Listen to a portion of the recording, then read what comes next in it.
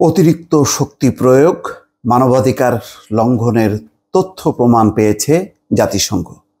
প্রয়োজনে ম্যান্ডেট অনুযায়ী পদক্ষেপ নিতে প্রস্তুত। দর্শক, জাতিসংঘ মহাসচিবের পক্ষ থেকে এই কথা বলেছেন তার মুখপাত্র ডুজারিক। খুবই গুরুত্বপূর্ণ বর্তমান প্রেক্ষাপটে আন্তর্জাতিক পর্যায়ের এই অবস্থান বা এই বক্তব্য। এই খবরে বলা হচ্ছে, বাংলাদেশে কোটা সংস্কার আন্দোলনে উদ্ভূত পরিস্থিতিতে নিবিড় নজর রাখছে জাতিসংঘ। মহাসচিব আন্তোনিও গুতেরা আন্দোলনরত শিক্ষার্থীদের বিরুদ্ধে নিরাপত্তা রক্ষাকারীদের অতিরিক্ত শক্তি প্রয়োগ এবং মানবাধিকার লঙ্ঘনের বিশ্বাসযোগ্য তথ্য প্রমাণ পেয়েছেন। এর প্রেক্ষিতে তিনি গভীর উদ্বেগ প্রকাশ করেছেন।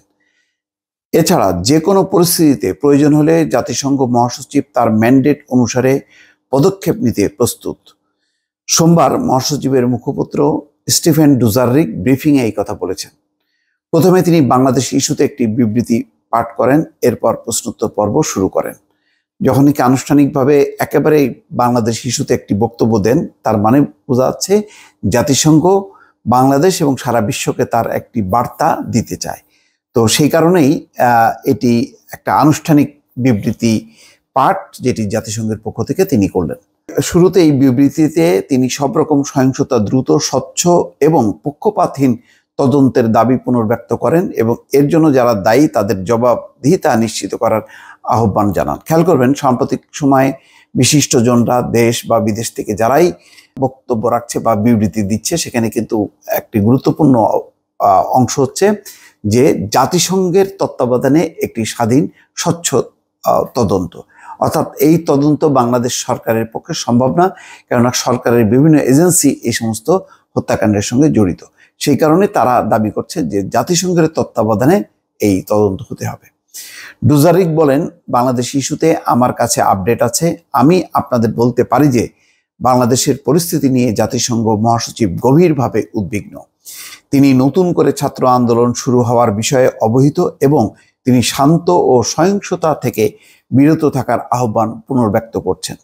বর্তমান ছাত্র আন্দোলনের সঙ্গে জড়িত থাকার অভিযোগে হাজারো তরুণ এবং রাজনৈতিক বিরোধীদের গণগ্রেপ্তারের বিষয়েও উদ্বেগ প্রকাশ করেছেন জাতিসংঘ মহাসচিব। মত প্রকাশের স্বাধীনতা এবং শান্তিপূর্ণ সমাবেশের অধিকার চর্চার ক্ষেত্রে যথাযথ প্রক্রিয়ার গুরুত্বের উপর জোর দিয়েছেন তিনি। এ সময় ডুজারিক বলেন, নিরাপত্তা রক্ষাকারীদের অতিরিক্ত শক্তি প্রয়োগ এবং মানবাধিকার লঙ্ঘনের বিশ্বাসযোগ্য তথ্য প্রমাণ পাওয়ার পর উদ্বেগ প্রকাশ করেছেন জাতিসংঘ মহাসচিব আন্তোনিও গুতেরা। এ বিষয়ে রাজধানী ঢাকায় এবং নিউ ইয়র্কে সংশ্লিষ্ট কর্তৃপক্ষের কাছে জাতিসংঘের উদ্বেগের বিষয়টি জানিয়ে দেওয়া হয়েছে। তিনি বলেন, জাতিসংঘ শান্তিরক্ষী মিশনে সেনা পাঠানো শীর্ষস্থানীয় একটি দেশ হিসেবে বাংলাদেশের প্রতি আমরা মানবাধিকারের প্রতি সম্মান ও সমুন্নত রাখার আহ্বান জানাই। বাংলাদেশের ভিতরে জাতিসংঘের চিহ্ন সম্বলিত কোনো যানবাহন আর ব্যবহার করা হচ্ছে না বলে বাংলাদেশ সরকারের বিবৃতি আমরা পেয়েছি। আমরা এটা স্মরণ করিয়ে দিতে চাই এবং আবারও বলতে চাই যে জাতিসংঘে সেনা ও পুলিশ দিয়ে অবদান রাখা দেশগুলো তখনই জাতিসংঘ চিহ্নিত এবং জাতিসংঘের চিহ্ন সম্বলিত সরঞ্জাম ব্যবহার করতে পারে যখন জাতিসংঘের শান্তিরক্ষী মিশনের অধীনে তাদেরকে জাতিসংঘের শান্তিরক্ষী হিসেবে কোনো ম্যান্ডেটেড কাজ দেওয়া হয় তখন।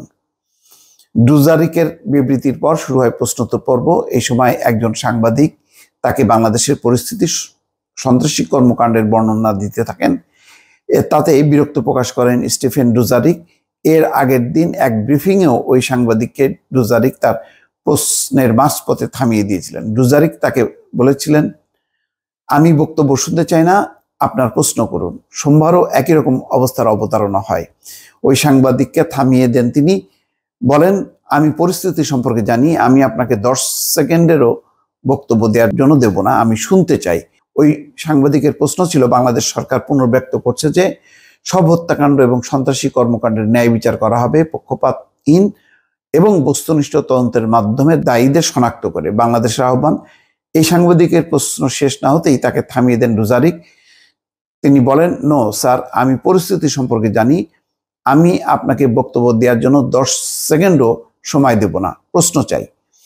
এ সময় ওই সাংবাদিক বলেন, এসবের প্রেক্ষিতে আপনাদের পর্যবেক্ষণ কি? জবাবে স্টিফেন ডুজারিক বলেন, আমাদের পর্যবেক্ষণ হলো ঠিক 2 মিনিট আগে যেটা বলেছি সেটা। তাতে সব রকম সহিংস ঘটনার যথাযথ তদন্ত হতে হবে স্বচ্ছতার সঙ্গে এবং পক্ষপাতহীনভাবে। এসব সহিংসতায় জড়িত ওদের সবাইকে জবাবদিহিতায় আনতে হবে। এই পর্যায়ে ওই সাংবাদিক আবার জানতে চান, আমার আরো জানার আছে, সেনাবাহিনী মোতায়েনের পর ঢাকার পরিস্থিতি স্বাভাবিক হয়ে গেছে, সরকারি ও বেসরকারি সম্পদের ভয়াবহ ধ্বংসলীলার বিষয় প্রকাশিত হচ্ছে। এইরকম একটি ভয়াবহ ক্ষতির বিষয়ে বাংলাদেশকে কি কোনো সহায়তা দেবে জাতিসংঘ? জবাবে ডুজারিক বলেন, সংকটের সময় যে কোনো দেশকে আমরা সবসময় সংলাপে সহায়তা করতে প্রস্তুত। বিশ্বের কোথাও প্রতিবাদ বিক্ষোভের সময় যেসব মানুষ দুঃখজনকভাবে তাদের সম্পদ হারান অথবা পরিবারের সদস্যদের হারান, তাদেরকে ক্ষতিপূরণ দেওয়ার কোনো স্কিমের সঙ্গে জাতিসংঘ জড়িত নয়। আপনাকে ধন্যবাদ। এই পর্যায়ে অন্য এক সাংবাদিক জানতে চান, আপনি একটু আগে যে বিবৃতি দিয়েছেন তার জন্য ধন্যবাদ। বাংলাদেশ ইস্যুতে আমার 3টি প্রশ্ন আছে, তা খুব দ্রুত হবে। বাংলাদেশের তরুণ নিরপরাধ জনগণের বিরুদ্ধে গুলি করে এবং তাদেরকে নিজেদের হেফাজতে নিয়ে জোরপূর্বক বিবৃতি দেওয়ার কৌশল চালাচ্ছে আইন প্রয়োগকারী এজেন্সি। এতে তাদের ভূমিকা বিষয়ে জাতিসংঘ মহাসচিবের পর্যবেক্ষণ কি? জবাবে ডুজারিক বলেন, মুশফিক, আমি পুনরাবৃত্তি করছি, জাতিসংঘ মহাসচিব বলেছেন বাংলাদেশের নিরাপত্তা রক্ষাকারীরা অতিরিক্ত শক্তি প্রয়োগ করেছে। মানবাধিকার লঙ্ঘনের বিশ্বাসযোগ্য রিপোর্ট আছে। এসব রিপোর্টে উদ্বেগ জানিয়েছে মহাসচিব। এসব নিয়ম লঙ্ঘনের সঙ্গে যারা জড়িত তাদেরকে জবাবদিহিতায় আনার আহ্বান জানিয়েছেন তিনি। আপনার দ্বিতীয় প্রশ্ন কি? মুশফিক বলেন, এই একই বাহিনী অন্য দেশগুলোতে থাকা জাতিসংঘের পতাকা তলে এসব লোকদের নিয়ে তিনি স্বস্তি প্রকাশ করেন। এই প্রশ্নের জবাবে ডুজারিক বলেন, এটা পরিষ্কার যে আমরা বাংলাদেশের উপর এবং বাংলাদেশের শান্তিরক্ষীদের উপর নির্ভর করি। তারা মানবাধিকার সমুন্নত রাখতে এবং এর সমন্বয়ার্থে শান্তিরক্ষী মিশনগুলোতে কাজ করে চলেছেন। আপনার শেষ প্রশ্ন কি? মুশফিক বলেন, জাতিসংঘ মানবাধিকার বিষয়ক প্রধান বলেছেন তার অফিস তাদের তদন্তে সহায়তা করতে প্রস্তুত। মানবাধিকার বিষয়ক গ্রুপগুলো আন্তর্জাতিক বিজ্ঞজন ও নোবেলজয়ীরা পরিস্থিতিতে জাতিসংঘের হস্তক্ষেপ দাবি জানিয়ে আসছেন। এই প্রেক্ষিতে মহাসচিব ব্যবস্থা নিতে কতটা তথ্য প্রয়োজন হবে? এই প্রশ্নের জবাবে ডুজারিক বলেন, ম্যান্ডেটের অধীনে সবসময় ব্যবস্থা নিতে প্রস্তুত জাতিসংঘ মহাসচিব। দর্শক, এই হচ্ছে পুরো জাতিসংঘ মহাসচিবের পক্ষ থেকে তার মুখপাত্রের বিবৃতি এবং প্রশ্নোত্তর পর্বের বিষয়গুলো, যেটি পরিপূর্ণভাবে ইত্তেফাক এবং মানবজমিন পত্রিকা এসছে, সেটি আপনাদের সামনে উপস্থাপন করলাম। ভালো থাকবেন। আল্লাহ হাফেজ।